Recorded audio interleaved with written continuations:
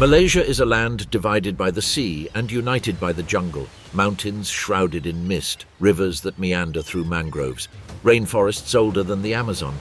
Limestone caves open up beneath gigantic canopies, coral islands dot its shores. In these intricate living labyrinths, wild nature still finds room to breathe.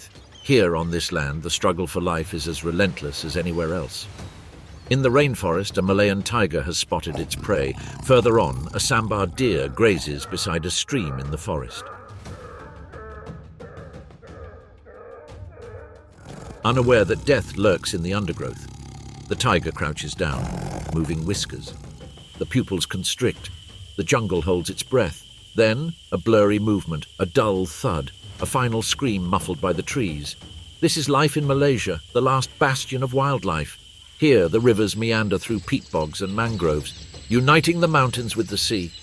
Nowhere else on Earth do similar worlds collide, coral and canopy. Predator and pilgrim, Malaysia is a sanctuary for survivors, a final refuge where evolution continues its work in silent rebellion. Each sunrise still brings with it the scent of rain and blood, to bloom and to wither. A new day has dawned. The Taman Negara forest stirs beneath a thick layer of fog. The air is thick, sweet, with the scent of rain and rotting leaves. Among roots twisted like old bones, a shadow moves, muscles coiled beneath fur that shone like fire. The Malayan tiger, Panthera tigris, Jacksonian, advances with an elegant glide. Its shoulders move like waves beneath its striped fur, every muscle vibrating with the memory of the movement. It stops. The prey's breath still hangs in the air, faint, warm and fresh, a sambar deer. The tiger lowers its head, nostrils twitching, tongue brushing against its teeth. Its whiskers twitch as it senses direction. It begins to stalk. Each step is surgically precise, its weight shifting through its paw pads that sink into the mulch. A hornbill sings once and then nothing. He freezes, staring straight ahead. 50 paces away, the deer grazes, oblivious to everything. Steam rises from its flanks and sweat forms droplets in the damp dawn light. The tiger approaches stealthily. Its tail flickers once, and then a flash of orange and black bursts forth from the undergrowth. The forest is bursting with movement. The deer leaps, kicking up mud with its hooves, but the tiger's charge is a single fluid arc, 3 strides, claws digging deep, jaws closing around the throat. Silence returns, broken only by the prey's slow, final breath. For an instant, it stands over its kill. Then it begins to feed. The muscles in his jaw twitch rhythmically, and the smell of blood mingles with the rain. When the storm breaks, thick drops pound his back with a steady rhythm. He raises his head, blinking through the downpour. The corpse steams with the sudden coolness. She drags her under a fig tree, safe in the shade from the scavengers. Then it drinks from a shallow stream. Its tongue skims the surface, and the reflection shatters. Satisfied, it lies down in the mud, its tail twitching in time with the distant thunder. It falls asleep easily. At midday, the heat intensifies again. The cicadas are screaming. His ears twitch to shoo away the flies, but he doesn't move around them. The ants resume their endless march. The butterflies flutter like living petals. Life goes on, cautious, vigilant, knowing that their ruler is asleep. As evening falls, the tiger awakens. His hunger subsides, and a new instinct emerges. He patrols the borders of his territory, marking the trees with his scent and his claws. When the moon is high, he heads toward the river somewhere. A tigress passed by days before. Its aroma lingers. He sniffs, growls softly, and rubs his face against a tree. Leaving his own mark over hers, mating season stirs within him. He follows her trail in the darkness, stealthy and patient. During the nights, he moves like a ghost among ferns and vines, crossing streams, ignoring hunger, driven solely by instinct. Weeks later, the cubs are born in the undergrowth, 3, blind and tiny, their fur already marked by destiny. The tigress hides them under a tangle of roots. For months, she will never leave them far, feeding on small prey. Their survival is uncertain. Only 1 in 2 will live long enough to wander alone. The seasons change. The rains cause the rivers to overflow, the fruit falls heavily from the trees, and the forest is renewed with lush vegetation. The male tiger returns to his territory. At night, his roar echoes through the treetops. Few of those who hear it realize they are listening to the last voice of a dynasty. The last and true king of Malaysia's forests announces that he still endures. Meanwhile, twilight filters through the treetops above the Danam Valley. The last rays of daylight are fragmented between curtains of fog. The air is dense, the scent of orchids, and the musk of the damp bark. In the high branches, where few glances venture, something is moving, a wavy line in the leaves. It's barely noticeable. The forest falls silent when the ghost begins its nightly rain. The Sunda-clouded leopard, Neophelis diardi, glides along the branch, its body low and its tail waving like smoke. Its fur is a storm of greys and golds, dotted with pale clouds that scatter light and shadow alike, the perfect camouflage. Its paws are broad, its pads soft and silent, its claws curved and sharp as hooks. Muscles twitch beneath its smooth skin. It belongs not to the ground, but to the trees. Beneath it, a troop of long-tailed macaques prepares for the night. Their conversation fades into sleepy murmurs as they snuggle together. Tails that curl around branches, faces hidden among the fur. The leopard's eyes catch its movement, molten amber reflecting the last glimmer of twilight. It stops, ears pricked and nostrils flared. The world around it silently shrinks. It crouches. The branch bends but doesn't break. Its hind legs curl up like springs. Watch the largest macaque stir in its sleep, head tilted to one side, chest rising and falling one heartbeat, another. Then it leaps. It happens in a single fluid arc. The air fragments. A flash of long, curved canines digs into the sleeping primate's neck. The forest gasps, then falls silent. The leopard lands softly, digging its claws into the bark to steady its weight. There is no struggle, only the brief shudder of death. It drags its prey high into the branches, away from the scavengers that prowl the forest floor. The moonlight breaks through, silvering the treetops. The leopard feeds in silence. Its jaws work methodically, tearing flesh from bone. Its breathing is deep and even. Every few moments it raises its head, scanning the darkness below. It is alone. Solitude is safety in this world. When it finishes, it licks its snout clean. Night envelops him once more as he slips back into the shadows. The hours pass. The forest awakens once more. Frogs croaking, the buzzing of the cicadas, the buzzing of invisible wings. It moves through this nocturnal chorus like a whisper, never touching the same branch twice. Its tail, longer than its body, guides its balance, swaying gently as it traverses the dense labyrinth. Unlike the great cats of the plains, it doesn't need open terrain. His kingdom is the treetops. As the first rays of dawn paint the horizon, it descends to a fallen, moss-covered log. The air smells of decaying earth. It drinks from a shallow puddle, its whiskers twitching with each ripple. Then it slips beneath a curtain of ferns. Hidden behind the leaves is a hollow where it will rest until nightfall. Weeks turn into months. The rains arrive, bathing the forest in silver. The trees are laden with fruit and life fills the treetops. Hornbills open figs, gibbons squabble in the distance, and squirrels dart among the vines. The leopard watches them from above, motionless for hours, its eyes squinting but unblinking. When hunger grips him, he moves like a ghost. During fruiting season, prey is plentiful, but danger is never far away. He shares his territory with pythons, civets, and the occasional sun bear. Yet none of them move like him.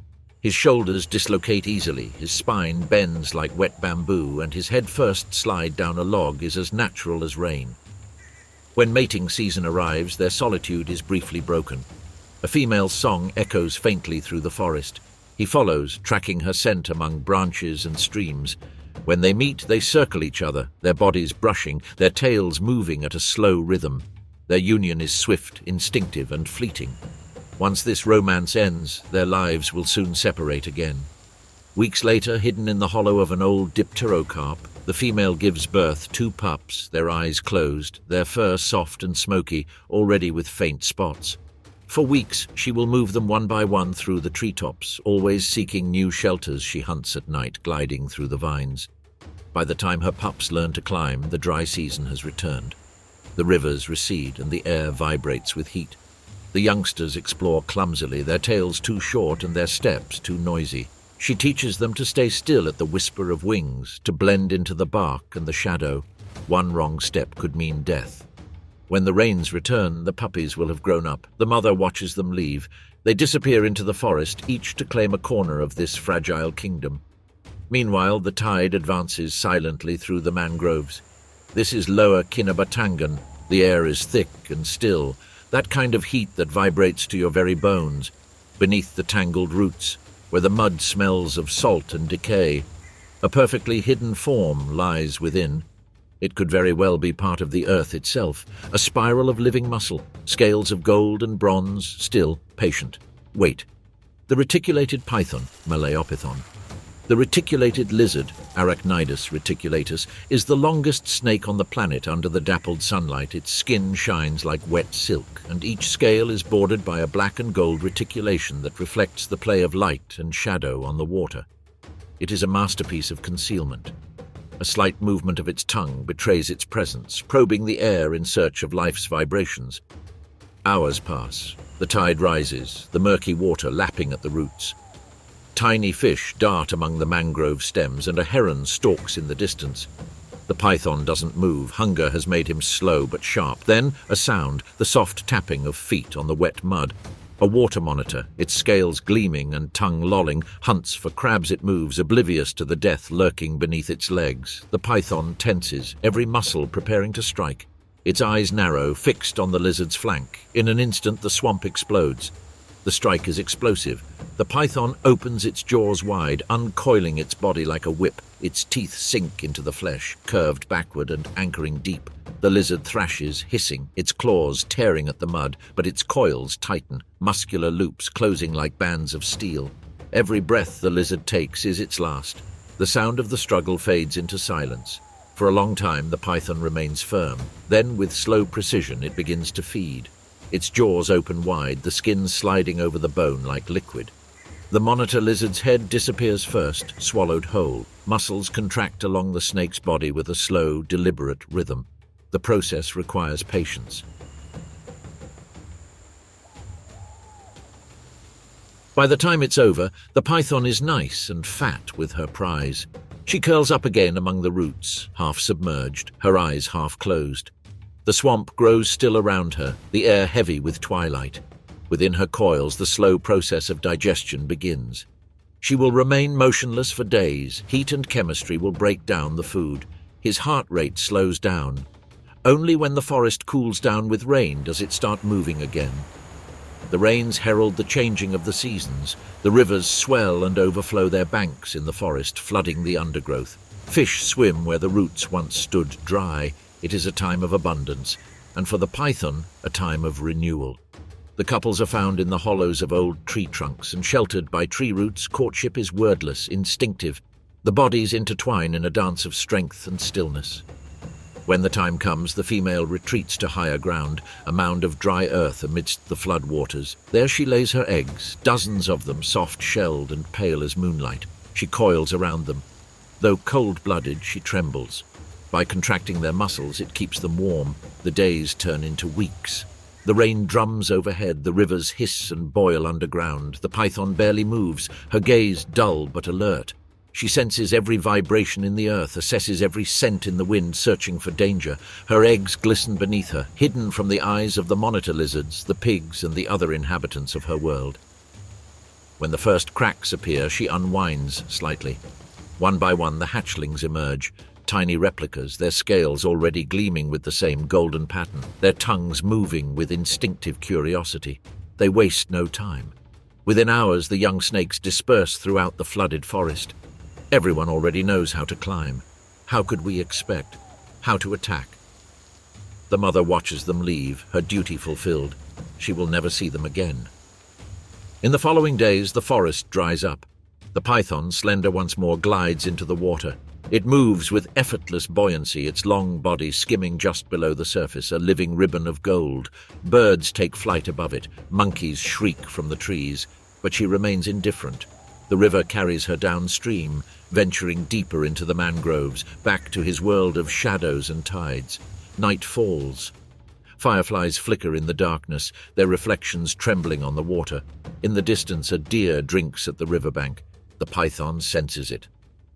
Hunger awakens once more. It turns, silent as the current, its body merging with the roots and the night.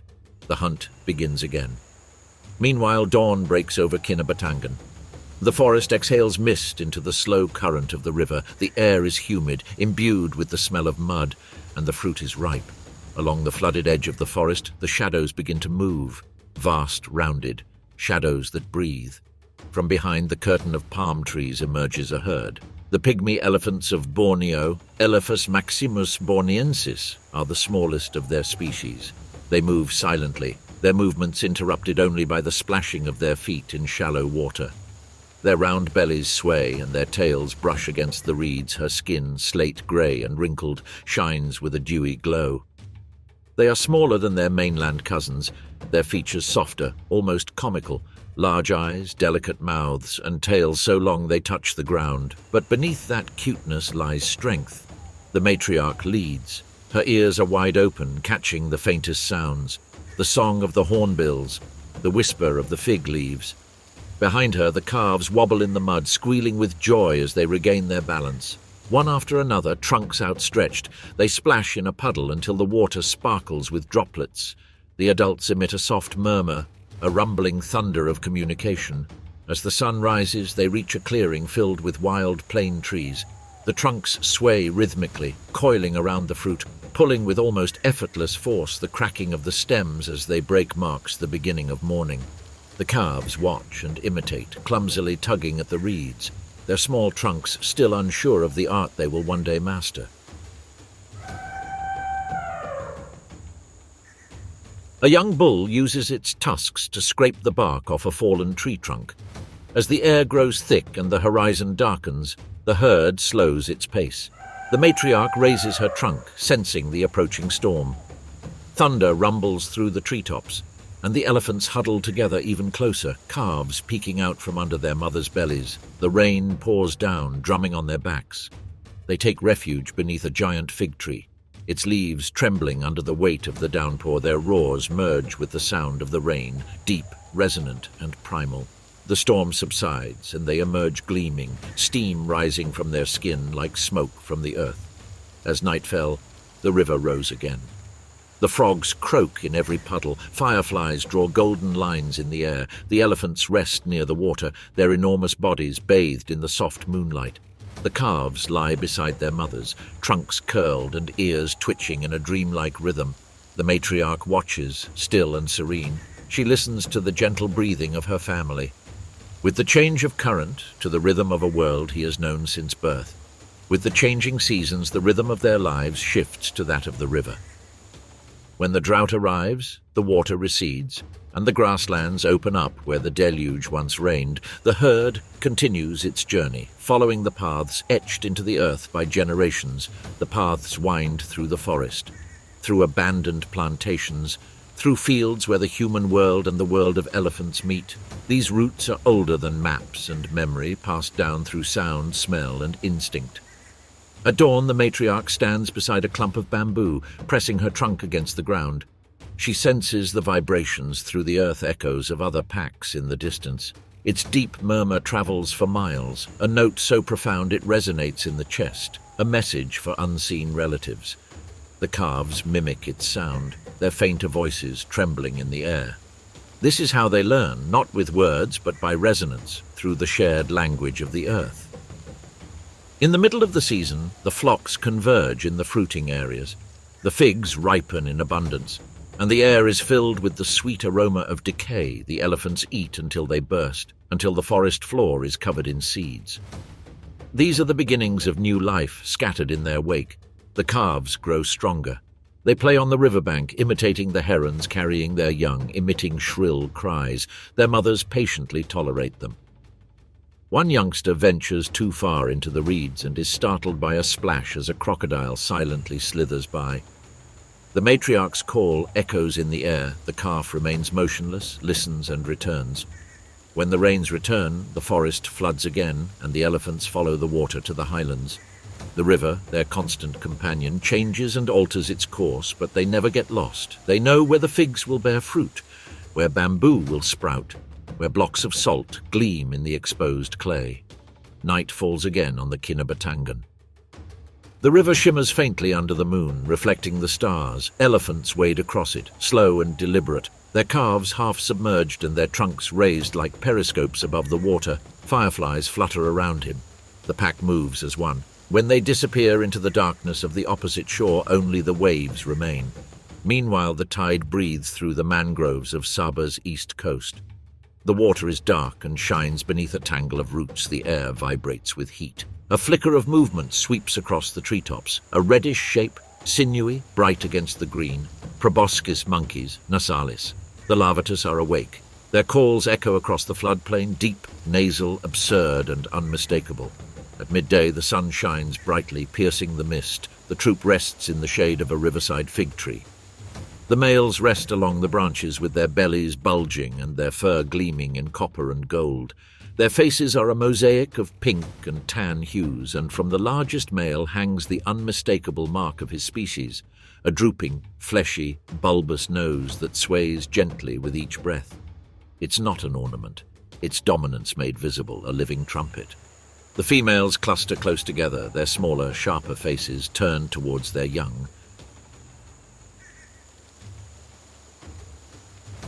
The young ones cling to the fur, their eyes disproportionate to their size, watching the world sway at their feet. The forest is restless, a breeze rustles through the leaves, and the air is thick with the smell of salt and decay. From another tree, a rival troop answers their calls, short, staccato, honking sounds that increase to a crescendo. The alpha's head rises, his nostrils flare. He responds with an almost comical roar. His chest expands, the sound echoing through the mangroves, startling a flock of herons that take flight. Another male moves, younger, stronger, and with darker fur on his shoulders. He holds the old man's gaze. For a moment, the forest falls silent. Then they move. The challenger leaps forward, shaking the branches beneath his weight. The alpha stands tall, extending his limbs. Their calls overlap, guttural, nasal, and resonant. The troop disperses toward higher ground, the mothers clinging to their young. The two males circle each other. Suddenly, the alpha leaps. His body arcs through the air, legs outstretched and arms outstretched. He launches himself not toward his rival, but toward the river. It is a demonstration, a declaration of dominance over land and water. Its body hits the surface with a crash, and the water explodes upwards in a golden shower. A second later, it raises its head, its mane dripping and its snout pressed against its face. It swims with surprising grace, its limbs cutting through the current. On the bank, the challenger freezes. The troop erupts in shouts of triumph, alarm, and excitement. The alpha climbs onto dry land, shaking the water from his fur. His nose, dripping and glistening, swings like a pendulum as he snorts and grunts. The others watch. His power once again has been demonstrated. He settles down beneath the fig tree, his breathing slowing, his eyes squinting. The challenger retreats to the treetops, defeated but alive. The forest resumes its hum, the buzzing of the cicadas. The crabs click among the roots. The scent of rain begins to build. As the days pass, the forest teems with life. Fig season begins. The figs swell and burst, their sweet aroma filling the air. The troop moves constantly, tracing invisible paths among the trees. They travel in single file, each leap calculated. The females collect the ripe fruit and pass it on to their young. The juice stains their hands and faces, and their soft grunts of contentment mingle with the chatter of the kingfishers. When the fruit is scarce, they follow the tides, deepening into the mangroves. Here the air tastes of brine, and the trees stand majestically above the mud. Monkeys move with ease. Her long fingers cling to the thin branches. The tails sway to maintain balance. The males leap from log to log, sometimes crossing open water in daring dives. Their heavy bodies cut through the air, limbs outstretched and bellies glistening in the sun, before disappearing into the river. With a splash, the crocodiles watch from below, but monkeys are fast. A female, her belly swollen with newborn life, stays close to the oldest matriarchs the rains have arrived, and with them, abundant. She gives birth in the stillness of dawn as mist hangs over the water. The small, pink and fragile baby clings instantly to her breast. The mother remains motionless, her body remains curved, protecting the new life. The others gather together. They exchange soft murmurs of curiosity and tranquility with each other. In the middle of the season, the baby begins to explore. It climbs, stumbles and swings from branch to branch under its mother's watchful eye. The group remains together but unstable. Tension rises with the heat. The males engage in fights with low growls, and the scarcity of food tests their bonds. However, when danger approaches, the unit returns instantly. Meanwhile, the light slowly fades through the canopy. This is the dipterocarp forest of Borneo. It has gone from gold to amber, from amber to twilight. The sun's rays descend like fingers, dispersing among layers of leaves. High above, the branches are wide enough to sway but not break. There, a movement is being formed, slow, deliberate, absolute silence, a magnificent shape amidst the green. It moves with a grace impossible for its size. Red-haired, immense, but with gentle movements, this is the Bornean orangutan Pongo pygmaeus. Its fur gleams in the light of the setting sun, a reddish-brown halo that contrasts with the intensifying green. Its face is framed by long brown fur. Its eyes are dark, serene, and thoughtful. Her baby clings to her side. A small clump of copper lint, with eyes wide open, vigilant. The baby's long, delicate fingers cling to her mother's hair as if trying to anchor themselves to life. Together they have traveled since dawn, moving from tree to tree through this cathedral of wood and shadows, searching for fruit, tender leaves, and moisture-rich bark. Now, as night falls, the last task of the day begins: the construction of a house. He pauses, scanning the treetops. A broad, sturdy branch of a dipterocarp catches his eye. With skillful, strong hands, he begins to gather branches, supple twigs, still tender leaves. He bends one branch over the fork, placing it beneath another. The nest is taking shape. It is a bowl of intertwined branches that will cradle her during the night. The baby watches intently, her little hands mimicking his movements as they play. The lesson is unspoken, passed down from generation to generation, not through sound, but through the patient rhythm of survival. In less than 10 minutes, the nest is ready. It is such a well-built platform that it could withstand rain, wind, and weight. The mother settles into it, her body sinking into the cradle of leaves. The infant snuggles against her chest, seeking warmth. Around them, the forest stirs with its nocturnal chorus. Cicadas chirp, frogs croak in hidden pools, and the distant hooting of an owl drifts through the trees. The orangutan closes her eyes. The forest remains vigilant. Dawn arrives with an explosion of color, green bathed in gold. The fog coiled among the tree trunks like a breath. She wakes up, stretches, and looks down. The forest floor stretches 50 meters below, dark and tangled, full of dangers she will never have to face. Up here, she is safe. She plucks a fig from a nearby branch, its skin soft and purple, and gives it to her baby. The little one sniffs it uncertainly before taking a bite. Juice drips from their little fingers, and the mother watches patiently as her baby learns the taste of the forest. For days they travel in silence. Orangutans are wanderers and solitary. Each adult stays in a loosely defined territory, rarely crossing paths and communicating through long calls. When food is scarce, they distance themselves. When the forest bears fruit, they approach, and now the season of abundance is approaching. The scent reaches her first, weak, unmistakable. Durians, its thick, spiny shells hang from the high branches like green lanterns. She climbs nimbly, strength flowing through her long, supple limbs. The young one clings tightly, chirping softly as the scent intensifies. She reaches her prey and opens the fruit. The air is filled with its sweet, penetrating aroma. She eats in slow, careful bites, her lips extracting the creamy pulp from its shell. The baby watches and then imitates. Elsewhere in the treetops, others gather.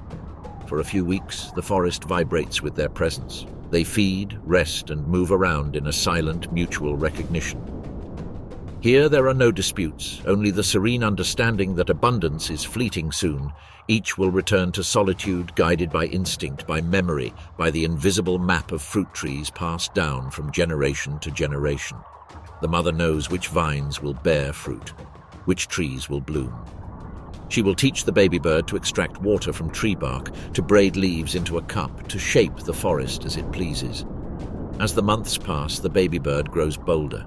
It swings short distances, lands clumsily, and learns to climb at its own pace. However, he never goes far away.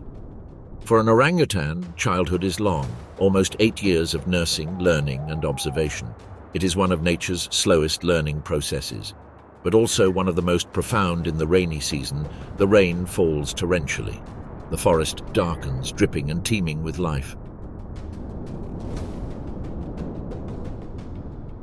The mother moves carefully through the drenched treetops, her fur heavy with water. She seeks shelter beneath a broad-leaved branch, the baby nestled under her arm. She chews tender leaves, her eyes half closed as the rain patters softly above her. This life is hard, but she endures. When she eats a durian, the seeds pierce her. They are transported kilometers away before falling on fertile ground. Weeks later, a shoot sprouts. Night falls again. The mother climbs another tree with her baby clinging tightly to her. The morning unfolds over the treetops of the rainforest in a glow of mist and gold. The air is thick, filled with the scent of figs and orchids. From the depths of the emerald expanse, a cry rises, sharp, resonant, unequivocal. A silhouette emerges from the line of trees, wings spread like black sails catching the light. The rhinoceros hornbill, Buceros. The rhinoceros soars through the damp air, its bright helmet gleaming red and gold against the pale dawn. Its curved beak sparkles in the light, heavy but precise, a tool for harvesting the sweetness of the forest. The helmet that crowns its peak is hollow, resonant. An explosion of color and sound amplify your calls. It helps him mark his territory and attract his mate. It circles the ground and then dives toward a towering diptera carp. The nest is hidden in a hollow halfway up the ancient trunk. The female waits inside, unseen weeks ago. The chamber was sealed with mud and fruit pulp. He only left a narrow slit through which the male passes the food. She is buried by choice inside. She incubates her eggs, her feathers dulled by dust, her world reduced to darkness and dependence. He lands on the trunk, his talons gripping the bark, slippery with moss. A fig hangs from his beak, crimson, ripe. Tilt your head and then push the fruit through the narrow opening. A soft sound answers, a low, rhythmic croak from within. The exchange lasts a few seconds. It flies away again, its croak echoing through the forest like laughter. All day long, it works tirelessly. From tree to tree, it gathers figs, rambutan, and palm fruit. Its black and white wings shimmer in the sunlight. Sweat bees flutter around it, drawn by the sweetness it leaves in its wake. Each flight is a small miracle of precision. It finds fruit among miles of foliage, avoids predators, and navigates the wind and the altitude. On its return, it lands, feeds, sings, and takes off again. His devotion is total.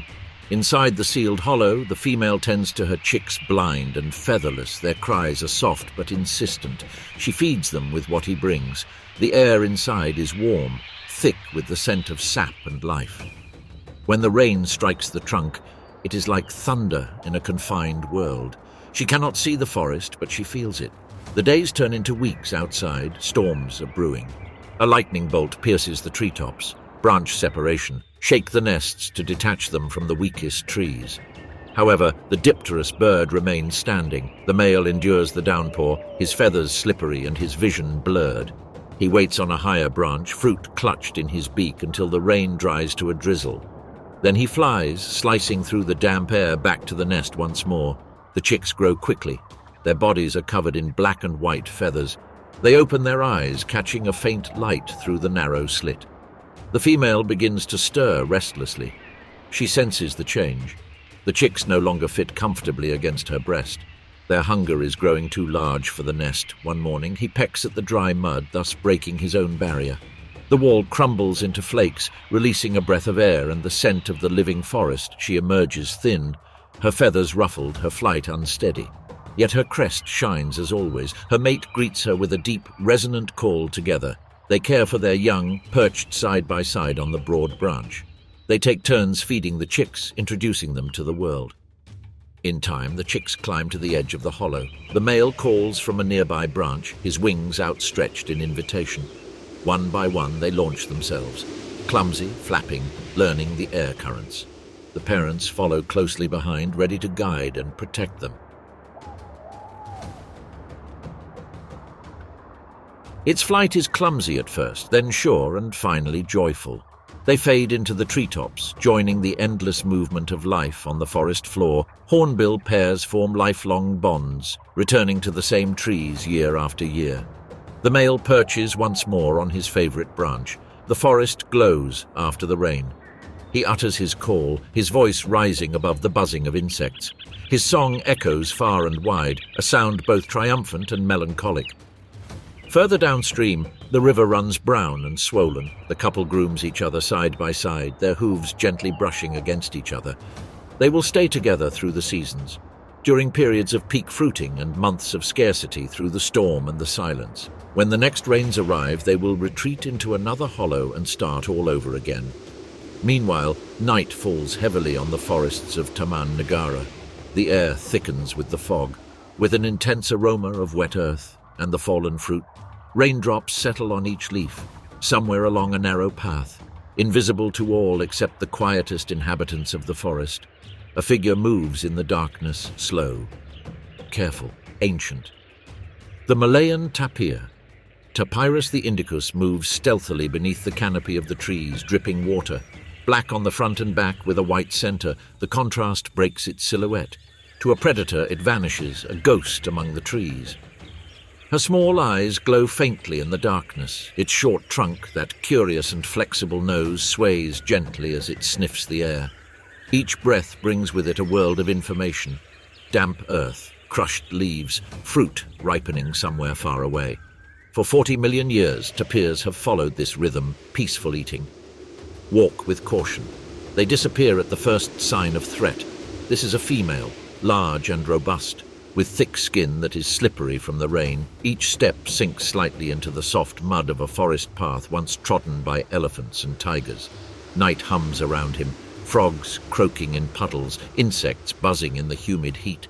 The faint hiss of water trickling from the treetops to the ground. She lowers her head, her lips curving around a tender bud. Slow chewing. Its flavor is fresh, intense, and clean. Then another one. The forest is bountiful after the rain, and she knows where the new growth hides, along the banks of the streams, under fallen logs, at the foot of the palm trees. Her short trunk explores the ground, turning over leaves, uncovering a clump of ferns. She feeds meticulously, almost as if in a dream, pausing only to listen. A sound breaks the rhythm. Weak. A whisper among the branches. His muscles tense up. Stillness. Its trunk rises, sniffing the air once more. The scent foretells danger. At first it remains motionless, then with a slow, silent turn it slips away, disappearing into the shadows. By the time the whisper is heard again, it is gone. Its black and white form vanishes into the darkness of the forest. Now he heads towards the river. Tapirs prefer riverbanks, marsh edges, practically wherever the forest meets the floodwaters. At the river bend, she wades onto the bank. The water is cool and laps at her sides. Her skin glistens faintly in the moon's dim, silvery glow. She sinks deeper and deeper, submerging herself. The water supports its weight. The fish disperse. For a while he floats, half dreaming. Swimming comes easily to me. It moves with unexpected grace, its long body gliding among the submerged roots. It crosses to the opposite bank, climbing where the vines hang. Its hooves find traction in the mud. It shakes itself, throwing drops of water in bright arcs on his journey. His path crosses with ancient trails. Tapirs are solitary. Encounters with them are rare and brief. He stops beside one, tilting his head to observe. The message is simple. Another of its kind passed by here, perhaps days ago, perhaps a male. He stays for a while, then continues on his way. The forest changes with the seasons. The rains cause the rivers to overflow, turning the lowlands into lakes. In this season, she ventures farther afield. The earth softens. The air is thick with decay, and renewal ferns unfurl. Shoots sprout from the ground.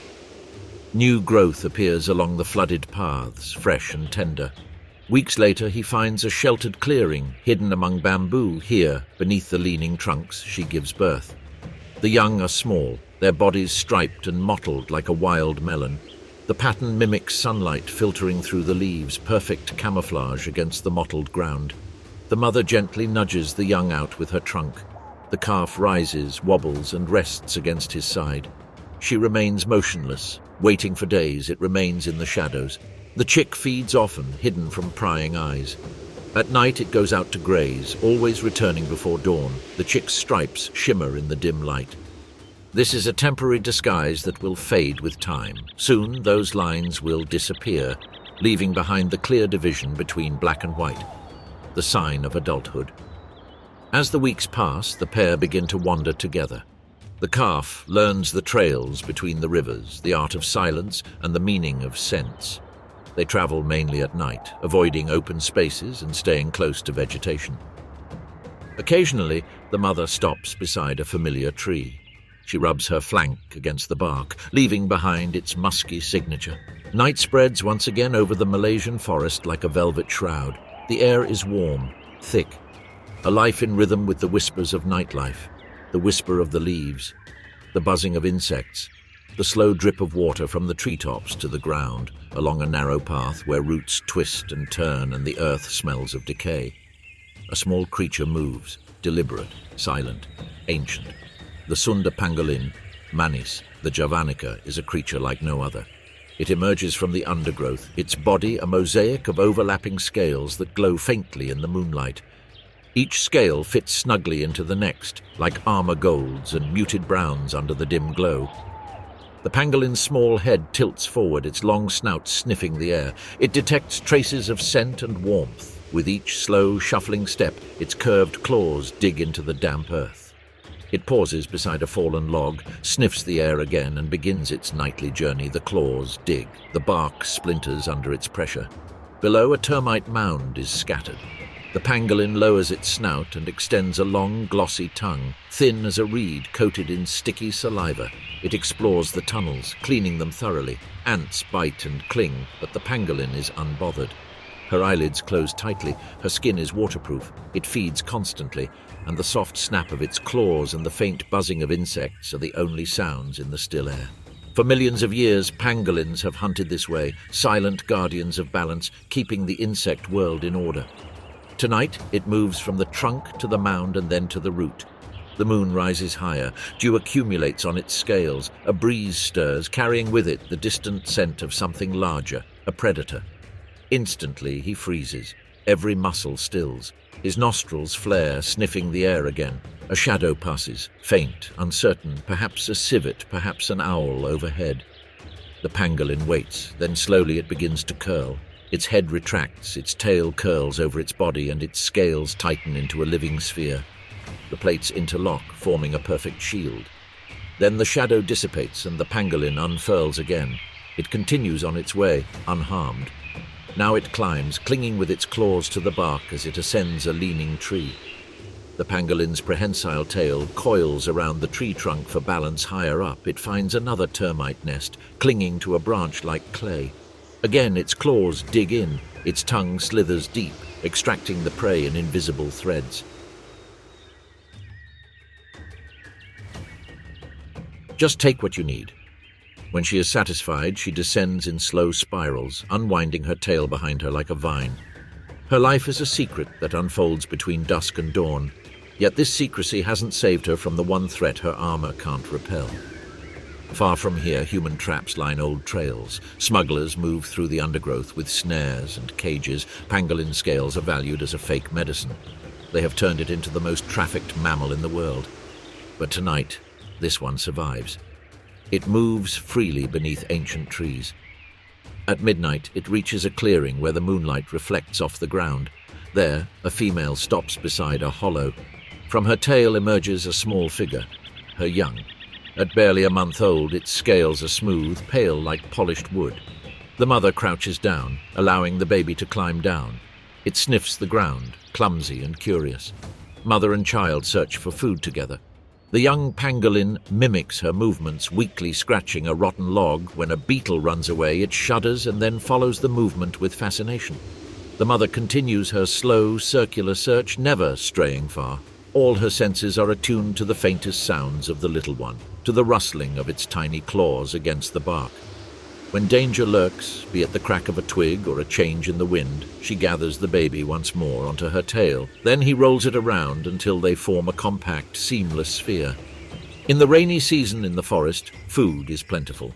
The rains bring new life, more ants, more shelter, more fruit trees.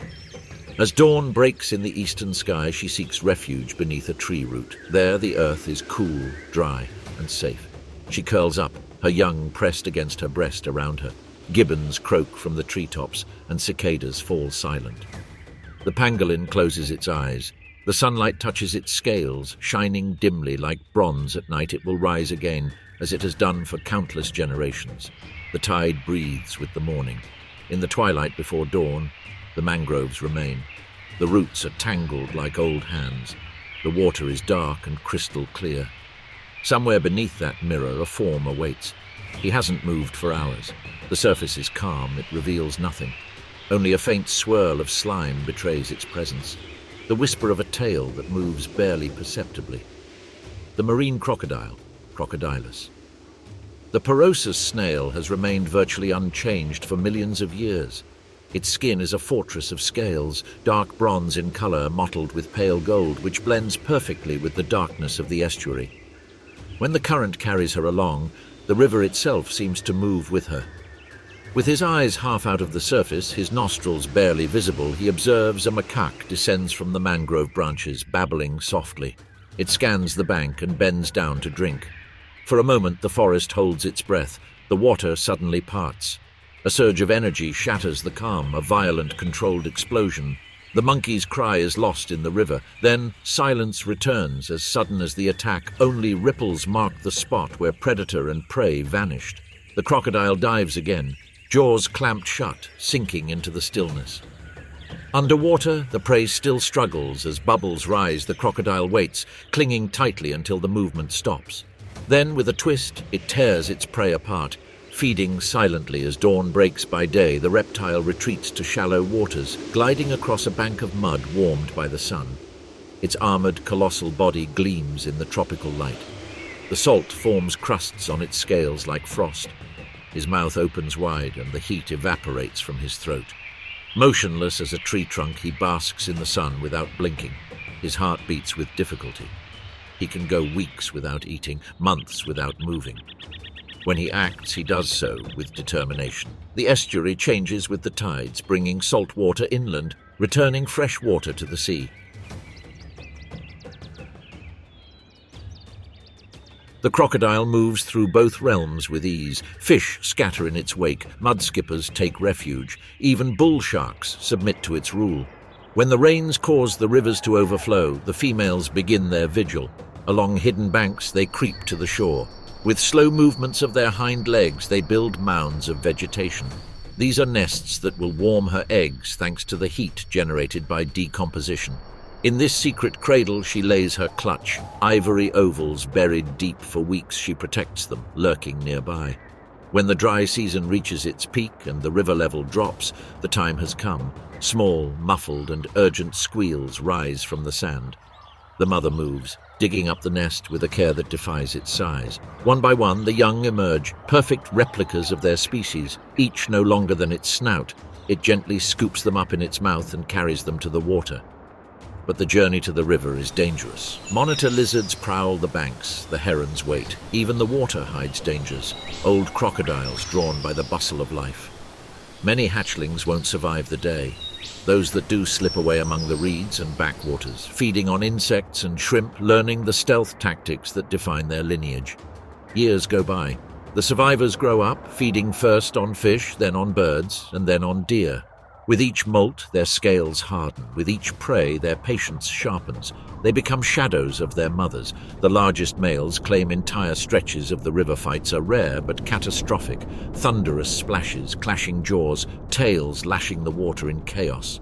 The loser walks away, wounded and humiliated, letting the victor reign with the rising tide. The great male ventures out to sea. His enormous figure cuts through the waves. He swims for miles from the river mouth, guided by the currents and the salinity, and always returns to his throne in the mangrove. Few creatures can match such mastery of both land and ocean. From the Andaman coast to the rivers of Borneo, their species persists. A new day dawns, the river awakens again with the sun. The fog clings to the water like breath. Twisting among tangled reeds, a ripple disturbs the stillness. Then another one from beneath the surface. Elegant heads emerge, bright eyes, moving whiskers, fur that gleamed with the golden light of dawn. Smooth otters, lutrigale. The zebra finches, perspicillata, are already in action. Their bodies are long and muscular, their brown fur shines brightly, and their tails are thick like rudders. They glide in unison, a family united by instinct and play below them. The fish shimmer in schools. The otters gather, spreading out like a fan. The lead female emits a short, sharp chirp. They dive, bubbles rise in clouds as their bodies slice through the water. The fish scatter, but the otters herd them precisely toward the shore. Young people jump in too soon, breaking ranks. The adults correct them with soft hisses, then chaos. They attack. The water explodes with flashes of movement, jaws snapping shut on flapping flippers.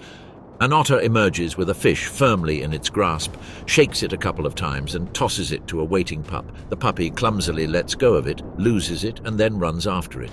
The mother emits a trill. The smooth-coated otter is not a solitary hunter. Its life is based on teamwork and companionship. Each kill feeds the group. They share their spoils on a low sandbank, lying together, bellies to the sun. One grooms the other, combing its damp fur with its teeth. Another one lies on his back, with his legs pressed against the sky.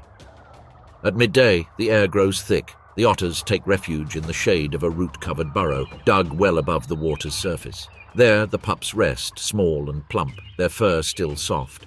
They curl up against their mother's belly, whimpering gently. The father stands guard at the entrance, always vigilant. Even here, danger lurks: pythons, crocodiles, and monitor lizards. All would seize the opportunity if presented. But the otters are vigilant, and together few rivals dare approach. As evening falls, clouds gather. The scent of rain intensifies. The monsoon is coming, time of flood and change. The water will rise, flooding the banks and submerging the dens. The otters sense it before the first drop falls. That very afternoon, they move upstream. Their new den will be on higher ground, where the roots take hold and the roar of the current is muffled. When the rains come, they come with fury. Sheets of water blur the boundaries of the forest, turning the world into a mirror. The river swells, swallowing reeds and paths. Yet otters swim effortlessly through the flooded fields, their streamlined forms cutting through the storm for puppies. This is both play and danger. The current tests them. The mothers guide them with gentle nudges and calls, surrounding them when one falls behind. They learn quickly. They have no other choice. In this season of abundance, the river teems with life. Crabs scurry among the roots. Catfish swarm through the submerged meadows. Otters hunt together in turbulent waters. In the torrent, where other creatures struggle to survive, they thrive. As night falls, they return to their den, soaked but content. The surrounding forest hums with the calls of frogs and cicadas. The young huddle together beside their mother, their small bodies rising and falling with her breathing. Outside, the river is rising strongly, but inside all is calm. The days go by. The rains are subsiding. The river begins to descend. New islands of mud glisten in the sun. The reeds stand green and fresh. They explore every corner, marking their territory with playful insistence. The young ones now swim with confidence, their dives deep and sure. One tries to steal another's prey. The dispute turns into a chase that ends in a joyful fall. The adults watch. For otters, play is a rehearsal for survival. When the dry season arrives, the family follows the river downstream. They know every bend, every eroded bank, every hiding place in the reeds where prey lurks. At dusk, the light turns bronze. The family swims together, side by side, their heads barely above the surface. One last dive, a ripple of bubbles, and they vanish into the depths. A few moments later, they surface again, shaking the water from their fur, their whiskers gleaming like damp filaments of light. They chirp and chatter. As night falls, they climb ashore where they rest, huddled together. The moonlight twinkles on their smooth backs. One yawns, another one strokes a puppy with his snout. The forest falls silent. The fog descends slowly. It coils among the roots and ascends through the intricate network of the canopy trapped among the branches where the night holds its breath. The forest seems alive, but at the same time completely motionless. Each leaf gleams with the memory of the rain. The cicadas fall silent. The frogs pause in the middle of their song, then movement slow, deliberate, almost invisible. Here, under a pale moon, two small embers glow. They loom in the darkness, patient, without blinking. These are the eyes of a Bornean slow loris, Necticebus menagensis. Its body remains motionless, no larger than that of a squirrel, with fur mottled with greys and browns that blend into the bark. Only the faint pulse of its breath betrays its life. Each muscle waits, coiled in the discipline of stillness. A moth flutters below, drawn by the faint moonlight on the dew. The loris tilts its head, eyes wide and fixed. It begins to move, slow as sap, deliberate as time. Each limb extends forward with the grace of practiced patience. It freezes and then moves a few centimeters closer. For the loris, speed is danger, stillness, survival. When it finally attacks, it is a whisper of movement. The moth is caught between its delicate fingers. The loris raises its prey, its face round, serene, unreadable. It opens its mouth, revealing its small but precise teeth. A bite, a tremor, and then silence. The insect disappears into the insatiable hunger of the forest, but within this placid predator lies a secret, a weapon few mammals possess inside its elbows. Tiny glands glow faintly. By licking them, it mixes the secretion with saliva. This creates poison. The bite of this slow creature burns, swells, and can kill. There is no danger tonight. The forest air hums with the song of cicadas. Far below, a river meanders in the darkness. The loris moves again, gliding along a vine that stretches between the trees, gripping silently with its toes. He pauses to drink the dew from a leaf. A ripe fig hangs nearby. The loris gently bites into it and the juice trickles down its chin. Ants and mosquitoes swarm, but it welcomes them, feeding on both fruit and insects. All around, danger lurks.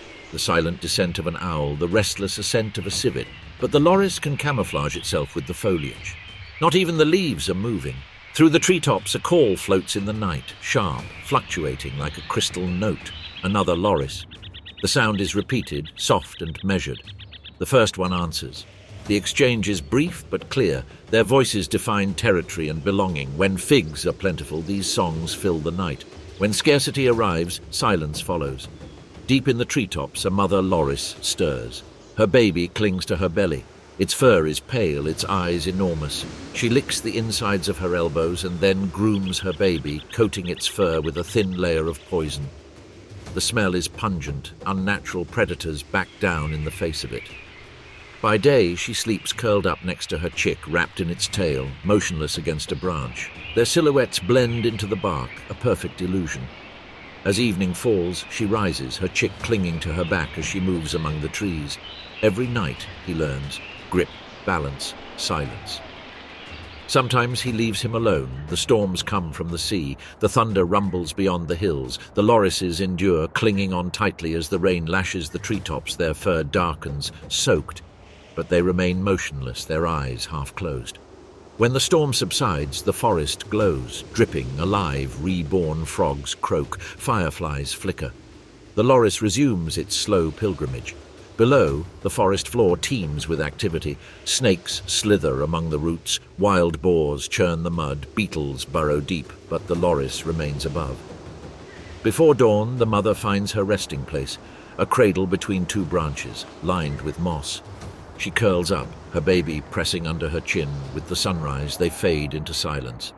Not far away, across the dark waters that divide Borneo and Peninsula Malaysia, another ghost stirs. The air is filled with the scent of rain and resin, heavy beneath a moon that twinkles among restless leaves. High in the treetops, something changes, a swirl of fur, a whisper of stretching skin. A shape detaches from the trunk and sails into the void, silent. Easy. Night takes him away, then he returns it. A shadow that glides, Sunda flying lemur, Galeopterus variegatus. Despite its name, it doesn't fly, and it's not a lemur, it's actually a colugo, a gliding mammal. A small speckled shape clings to the trunk of a fig tree, indistinguishable from the bark. That is, until it blinks. His body is flat. Its fur is painted with grey and brown patterns, the perfect imitation of shadow and wood. Between its limbs stretches a delicate membrane, thin and elastic. The colugo leans forward, testing the wind. Then it leaps. For an instant it falls. Then the air catches it. The membrane tenses, transforming the fall into flight. It glides, smoothly and silently, through 50 meters of open space. The forest below blurs into a haze of silvery leaves and dark trunks. The colugo adjusts with a slight flick of its tail, steering like a living kite. It lands silently against another tree. Now it climbs, slow but sure, its claws digging into the bark. Near the treetops, it finds tender leaves and begins to feed. Every bite is precise, delicate. His world is a circuit of trees, a vertical labyrinth that is traversed by instinct and memory. It eats, it glides, it climbs, and it hides. In another tree, a mother colugo holds her young. It clings to her belly, hidden among the folds of her billowing membrane. They move as one, feeling their way through the air, then leap. Together they glide, one heart, one movement. When storms arrive, they cling tightly to tree trunks. When the sky clears, they resume their journey with the changing seasons. The flowers bloom. Nectar drips from the buds. The colugos follow, leaving a trail of sweetness among the treetops. They prune the leaves, disperse the seeds, and in doing so, keep the forest alive. Over time, the young man learns to plan. It hesitates, perched on the edge of a branch. The mother waits nearby. A breath, a leap. The membrane stretches, catches, and holds. For an instant, the chick wobbles, then steadies. The glide continues. The forest receives another of its shadows. At dawn, the colugos disappear. They cling tightly to the bark. Their fur blends into the lichen, their bodies pressed together. This is life here in Malaysia, cautious, adapted, like nowhere else.